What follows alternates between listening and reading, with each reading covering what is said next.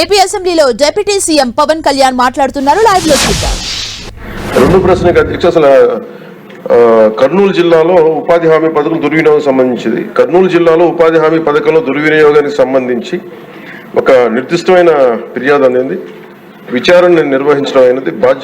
బాధ్యులుగా సంబంధిత field assistant దగ్గర నుంచి దాదాపు 39,329.37 మొత్తాన్ని దుర్వినియోగం చేసినట్టు నిర్ధారణ అయింది.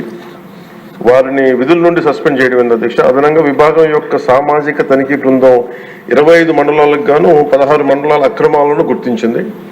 ఇందులో వివిధ కేడర్లో 520 మంది వ్యక్తులు ప్రమేయం ఉన్నట్టుగా గుర్తించారు. మొత్తం నిధుల దుర్వినియోగం 74,57,280 అధ్యక్ష. రెండో ప్రశ్నకి ఇది.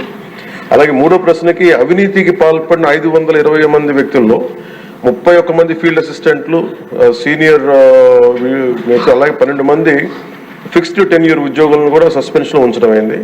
275 మంది పై క్రమశిక్షణా చర్యలు పూర్తయ్యాయి. మిగిలిన వ్యక్తులపై వ్యక్తిగత విచారణలు మరియు ఇతర విధానాల ద్వారా చర్యలు కొనసాగుతూ ఉన్నాయి. అదనంగా ఇప్పటి వరకు 13,35,416 రూపాయల మొత్తాన్ని రికవరీ చేయడం అయింది. చాలా సుదీర్ఘమైన చక్కటి సమాచారం ఇచ్చారు డాక్టర్ వాల్మీకి పాసారథి గారు. ధన్యవాదాలు అధ్యక్ష. అధ్యక్ష, 100% కేంద్ర ప్రభుత్వ నిధులతో మహాత్మా గాంధీ జాతీయ గ్రామీణ ఉపాధి హామీ పథకం అత్యంత ప్రతిష్టాత్మకమైనటువంటి పథకం అధ్యక్ష. అన్ని నియోజకవర్గాల్లో ఉంది. లక్ష్యం పేదలకు వలసలు నివారించడం, సామాజిక భద్రత, ఆదాయ భద్రత కల్పించడం.